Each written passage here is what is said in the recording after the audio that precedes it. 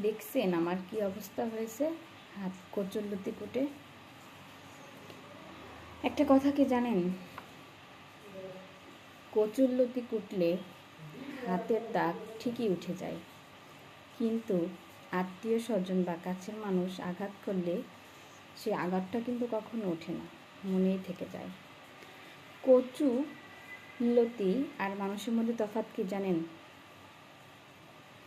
কচুল্লতিটা খেয়ে হজম হয়ে যায়, তাই কচুল্লতির দাগের কথা মনে থাকে না, কিন্তু মানুষের কষ্টের কথা যে আঘাত দেয় তার কথা মনেই গেঁথে যায়, সেটা কখনো ভোলা যায় না।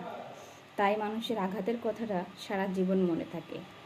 উপর থেকে কথা বললেও মিশতে হলেও কিন্তু মনের আঘাতটা কিন্তু কখনো ভোলা যায় না, ওটা মনেই থেকে যায়। আমার ভিডিওগুলো যদি আপনাদের ভালো লেগে থাকে অবশ্যই শেয়ার করবেন, লাইক করে দেবেন, আর আমার জন্য অনেক দোয়া করবেন। আপনাদের জন্য অনেক ভালোবাসা রইল, দোয়া রইল।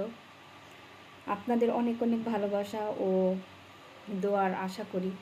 অনেক দোয়ার প্রয়োজন আমার, কেননা সবার মাথার উপর সবার দোয়ার জন্য সবার বাবা মা থাকে, কিন্তু আমার উপরে দোয়া করার জন্য আমার কোনো বাবা মা নেই দোয়া করার জন্য। তাই আপনাদের থেকে আমি অনেক অনেক দোয়ার আশা রাখি। সবাই ভালো থাকবেন, সুস্থ থাকবেন।